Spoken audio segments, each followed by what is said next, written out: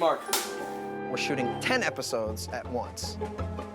Which is extremely challenging. On a given day, we might be shooting pieces of 4 episodes. There's a risk of getting lost in your storytelling. You rely on everybody. You just can't make any mistakes. The stakes are high to get it right. The consequences, getting canceled, I guess? I just had sex with your dad. Maybe it's insane, I have no idea.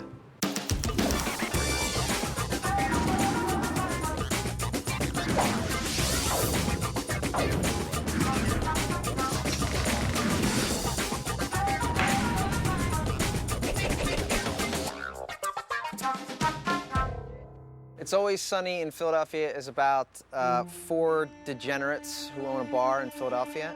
What you doing? I was doing some office stuff. It's 1 o'clock in the afternoon and you're piss-ass drunk. You think I'm ugly? Yeah. I'm not ugly, you're ugly. Yeah. It's about social topics, really. Israel just got to be too dangerous. I mean, you know, with everything that's happening. Well, that's a tough situation you got over there. that whole tsunami and No? well, the Superdome thing. That No, there's no it's Superdome. one of those places. They're like disconnected to their own level of narcissism, and everything seems to get reduced to, you know, a selfish brawl. Okay, everybody, you're making a scene. And at the end, nothing really changes. We're back to normal. We are back to normal. We have Danny DeVito this year. He plays Frank Reynolds. I get to play Dennis and Dee's dad, who's neglected them all their lives. You are a horrible father. He sort of inserts himself very aggressively into our lives. We're going back to the strip club. All right, strip club. After hanging out with us for a couple of days, he recognizes that he was happy back when he was a scumbag. This guy is just as much of a knucklehead as the rest of the characters. We found out that Danny was a fan of the show. I was hooked first as an audience member. John Landgraf, who's the president over at FX, is friends with him. And I said, John, please get me a meeting with him as fast as possible. So he did. I went over to his house, and I just started lying, basically. He was pitching, you know, big time. They wanted me to be in all 10 shows, and I really wanted to be in all 10 shows, but spreading them out would have been really difficult. He had a time limitation. At the end of 20 days, he's gone. So all his stuff comes up front, and in the process of shooting him out, you've opened all 10 scripts. The onus on us was to be able to schedule the entire body of Danny's work for 10 episodes at the front of the schedule, which carries with it a raft of challenges.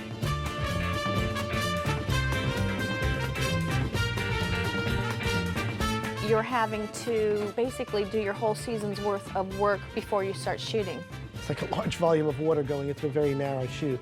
In standard episodic television, the pattern has always been to do complete episodes at a time and rotate directors and assistant directors. In this case, we had to shoot all simultaneously and not in sequence. And so I'm directing all 10 episodes that we're doing.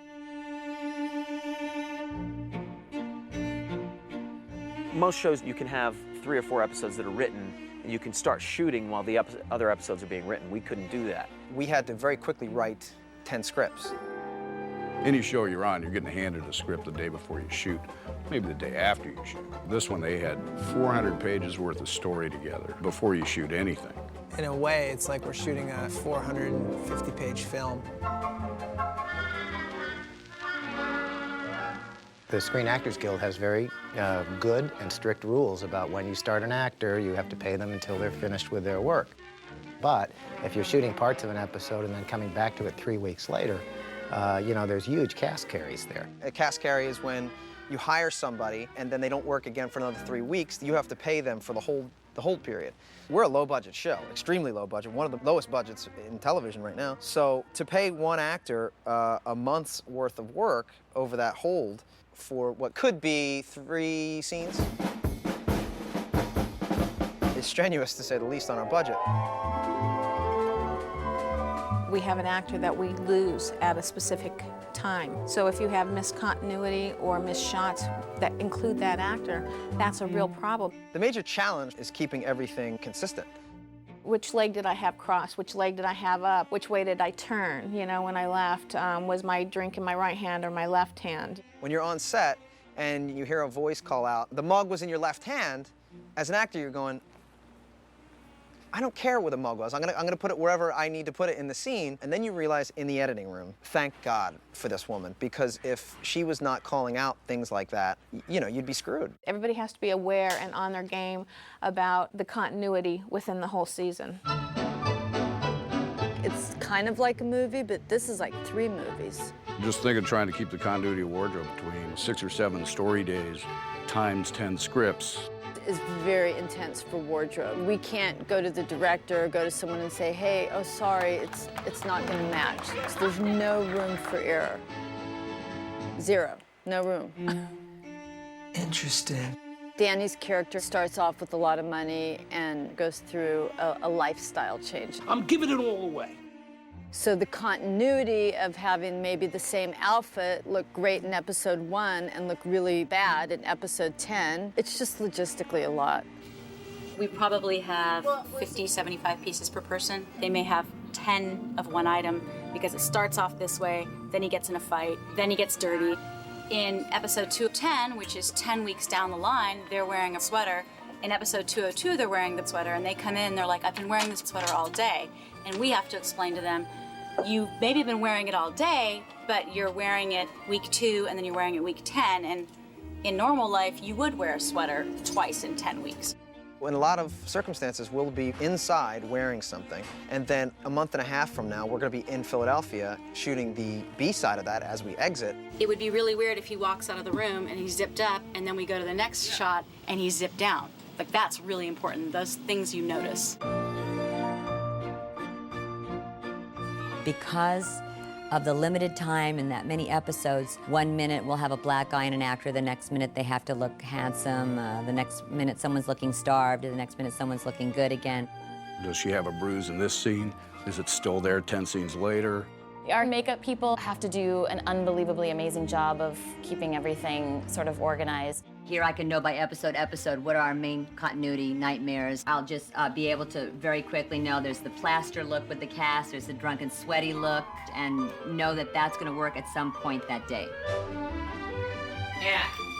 Action. Controller. Today, it's hard to believe how fast it's all gone by. Danny's going to finish today. He's going to be wrapped in photography. He was a trooper.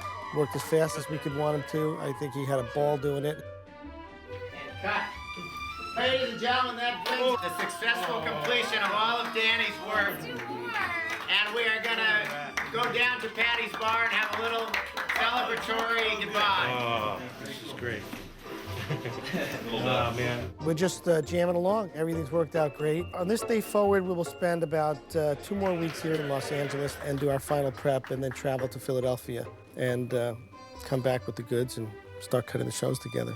He could have been working with these guys for 10 years, and you really feel it, and you really feel they are family. It's amazing that we accomplished as much as we did.